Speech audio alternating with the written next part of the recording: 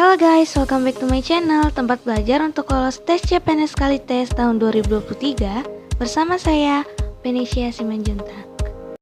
Pada video kali ini kita akan belajar mengenai pilar negara Pancasila. Nah, sebelumnya kita harus tahu dulu apa itu nilai-nilai Pancasila.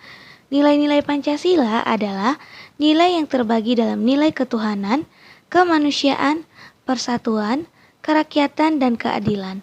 Pancasila merupakan sumber dari nilai yang mengharuskan Undang-Undang Dasar memuat isi yang mewajibkan pemerintah sebagai penyelenggara negara untuk menjaga budi pekerti kemanusiaan yang luhur dan memegang cita-cita moral rakyat yang luhur.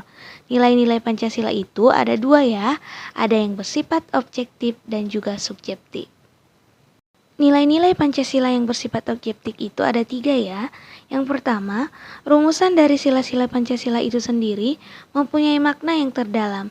Yang kedua, dalam pembukaan Undang-Undang Dasar 1945, di sanalah Pancasila tersimpan sebagai pokok kaidah negara yang mendasar. Ini diingat ya teman-teman, bahwa Pancasila tersimpan sebagai pokok kaidah negara yang mendasar, dan nilai-nilai Pancasila yang sebagai inti akan selalu berkembang dalam kehidupan bangsa Indonesia. Nah, adapun nilai-nilai dari Pancasila yang bersifat subjektif itu ada 4.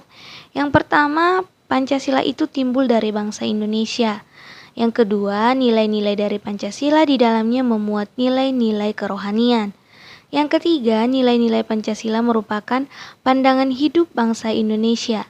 Dan yang keempat, nilai-nilai Pancasila yang ada di dalamnya adalah nilai yang tumbuh dan berkembang dari budaya bangsa Indonesia. Pancasila sebagai ideologi terbuka, di mana ideologi yang tidak dimutlakkan. Dapat diartikan juga bahwa nilai-nilai dan cita-citanya tidak dipaksakan dari luar, melainkan digali dan diambil dari kekayaan rohani, moral, dan budaya masyarakatnya sendiri. Ideologi terbuka merupakan ideologi yang dapat berinteraksi dengan perkembangan zaman dan adanya dinamika secara internal. Jadi, Pancasila sebagai ideologi terbuka dapat mengikuti arus perkembangan zaman ya teman-teman. Kemudian Pancasila sebagai ideologi tertutup. Ideologi tertutup adalah ideologi yang bersifat mutlak. Dengan kata lain bahwa ideologi tertutup merupakan ajaran atau pandangan dunia yang menentukan tujuan-tujuan dan norma-norma politik dan sosial yang ditasbihkan sebagai kebenaran yang tidak boleh dipersoalkan lagi, melainkan harus diterima sebagai sesuatu yang sudah jadi dan harus dipatuhi. Jadi Pancasila sebagai ideologi tertutup itu harus diterima sebagai sesuatu yang sudah jadi dan harus dipatuhi. Seperti itu ya teman-teman.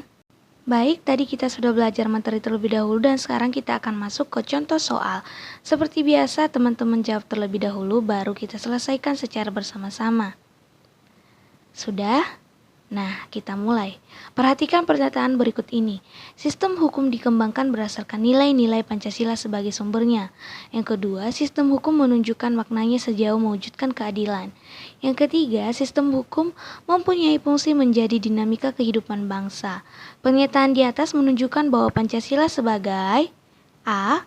Pancasila sebagai paradigma pembangunan pendidikan. B. Pancasila sebagai paradigma pembangunan ideologi. C. Pancasila sebagai paradigma pembangunan hukum. D. Pancasila sebagai paradigma ideologi nasional yang memberikan ketentuan mendasar. Dan opsi E. Pancasila sebagai paradigma pengembangan ilmu dan teknologi. Jawaban yang paling tepat untuk soal ini adalah opsi D. Pancasila sebagai paradigma ideologi nasional yang memberikan ketentuan mendasar. Mari kita analisis secara bersama-sama. Penjelasan bahwa Pancasila sebagai paradigma ideologi nasional yang memberikan ketentuan mendasar yaitu sebagai berikut. A. Sistem hukum dikembangkan berdasarkan nilai-nilai Pancasila sebagai sumbernya. B. Sistem hukum menunjukkan maknanya sejauh mewujudkan keadilan. C. Sistem hukum mempunyai fungsi menjaga dinamika kehidupan bangsa. Dan D. Sistem hukum menjamin proses realisasi diri bagi para warga bangsa dalam proses pembangunan.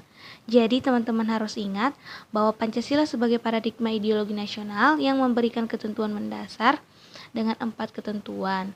Ingat saja berdasarkan nilai-nilai Pancasila. Yang kedua, mewujudkan keadilan. Yang ketiga, menjaga dinamika kehidupan. Dan yang keempat, proses realisasi diri. Seperti itu ya teman-teman. Kita langsung masuk ke contoh soal yang kedua. Ibuku adalah sosok yang tegas dan jujur. Apabila ada anaknya yang bertengkar dengan orang lain, ia tidak serta-merta membela anaknya. Ibu selalu mencari tahu kebenaran yang terjadi. Apabila anaknya yang memang salah, ia tak segan untuk memarahi anaknya. Ibuku juga seorang yang adil. Ia membagi kasih sayang dan perhatian kepada semua anaknya secara adil. Sikap ibuku tersebut yang berani membela kebenaran dan keadilan merupakan pengalaman sila ke A. Sila pertama, B. Sila kedua, C. Sila ketiga, D. Sila keempat, dan opsi E. Sila kelima. Teman-teman sudah dapat jawabannya? Baik, jawaban yang paling tepat adalah opsi B. Sila kedua. Salah satu pengamalan Pancasila sila kedua yaitu sikap berani membela kebenaran dan keadilan.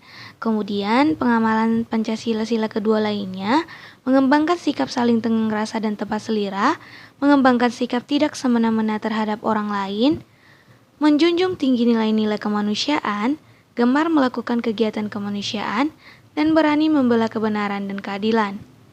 Teman-teman harus selalu mengingat ini ya, karena ini sangat penting. Untuk opsi pengamalan-pengamalan Pancasila ini cukup sering keluar pada tes SKD CPNS tahun 2021. Nah, sekarang kita lanjut ke soal yang ketiga. Seperti biasa, teman-teman jawab terlebih dahulu baru kita selesaikan bersama-sama. Baik, sudah dapat jawabannya, mari kita selesaikan bersama-sama. Aku mempunyai teman yang punya sifat keras kepala. Riko namanya. Banyak temanku yang tidak suka dengan sifat keras kepalanya. Setiap ada kerja kelompok, dia selalu bertindak bossy, suka memerintah dan mengontrol alur kerja kelompok semuanya sendiri.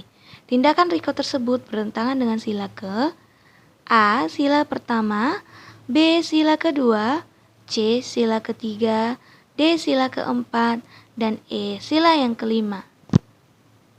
Jawaban yang paling tepat untuk soal ini adalah D. Sila keempat. Teman-teman, apakah jawabannya sama dengan saya? Mari kita analisis secara bersama-sama. Sikap Riko yang selalu bertindak bossy, suka memerintah dan mengontrol alur kerja kelompok semuanya sendiri, merupakan bagian dari sikap suka memaksakan kehendak kepada orang lain. Dan sikap tersebut bertentangan dengan Pancasila, khususnya sila keempat. Nah, pengalaman Pancasila sila keempat lainnya ada sebagai warga negara dan warga masyarakat, setiap manusia Indonesia mempunyai kedudukan, hak, dan kewajiban yang sama. Tidak boleh memaksakan kehendak kepada orang lain dan mengutamakan musyawarah dalam mengambil keputusan untuk kepentingan bersama. Musyawarah untuk mencapai mufakat diliputi oleh semangat kekeluargaan dan menghormati serta menjunjung tinggi setiap keputusan yang dicapai sebagai hasil dari musyawarah. Ada begitu banyak untuk pengamalan-pengamalan sila ini ya teman-teman. Jadi harus dipelajari dan dihafalkan juga. Kita masuk ke soal yang keempat, sepertinya semuanya sudah tahu ya jawabannya. Secara harfiah Pancasila itu diartikan A. 5 pedoman kebangsaan, B. Dasar yang memiliki 5 unsur, C. 5 komponen penting, D. 5 unsur hidup manusia, dan E. Falsafah yang memiliki 5 pedoman bernegara. Jawaban yang paling tepat untuk soal ini adalah B. Dasar yang memiliki 5 unsur. Secara harfiah, Pancasila merupakan dasar yang memiliki 5 unsur. Pancasila berasal dari bahasa Sanskerta, panca yang artinya 5 dan sila yang artinya dasar. Pancasila telah dirumuskan oleh para leluhur pendiri bangsa Indonesia. Dengan adanya Pancasila, negara Indonesia mempunyai sebuah pondasi untuk bernegara. Pondasi tersebut dijadikan sebagai pegangan supaya bangsa Indonesia tidak mudah terpengaruh oleh bangsa lain. Jadi ingat, secara harfiah, Pancasila memiliki arti dasar yang memiliki 5 unsur. Begitu ya teman-teman. Kita masuk ke soal yang kelima, silakan dijawab. Baik, kita bahas bersama. Judul pidato yang disampaikan oleh Soekarno dalam sidang Dokuritsu Jumbi Kosakai atau Badan Penyelidik Usaha Persiapan Kemerdekaan pada tanggal 1 Juni 1945 adalah A. Lahirnya bangsa Indonesia, B. Kesaktian Pancasila, C. Lahirnya Pancasila, D. Pedoman hidup berbangsa, dan E. Falsafah hidup Pancasila. Sepertinya semuanya sudah tahu ya teman-teman jawaban yang paling tepat. Jawaban yang paling tepat adalah opsi C. Lahirnya Pancasila. Lahirnya Pancasila adalah judul pidato yang disampaikan oleh Soekarno dalam sidang Dokuritsu Jumbuko Sakai pada tanggal 1 Juni 1945. Pidato ini pada awalnya disampaikan secara aklamasi tanpa judul dan baru mendapat sebutan lahirnya Pancasila oleh mantan Ketua BPUPKI Dr. Rajiman Widodiningrat. Di sini saya akan berikan soal tugas, silakan dikerjakan dan dijawab di kolom komentar. Yang pertama, bagaimana Pancasila itu dibentuk rumusannya sebagaimana terdapat dalam pembukaan Undang-Undang Dasar 1945, di mana dalam hal tersebut BPUPKI memiliki peran yang sangat menentukan. Hal ini merupakan asal-usul Pancasila, yaitu silakan dijawab ya teman-teman. Untuk soal tugas yang kedua ini cukup mudah ya teman-teman. Soalnya tidak boleh memaksakan kehendak kepada orang lain merupakan pengamalan sila Pancasila. Silahkan teman-teman jawab dan tulis di kolom komentar. Nah, sekian dulu pembahasan kita untuk video kali ini. Jangan lupa teman-teman untuk menyimak dari awal sampai akhir karena hal ini akan sangat bermanfaat untuk persiapan tes CPNS tahun 2023. Dan jangan lupa untuk like, komen, dan subscribe untuk mendapatkan info-info terbaru dan video pembelajaran terbaru mengenai TWK, TIU, dan TKP belajar bersama tes CPNS tahun 2023. Terima kasih.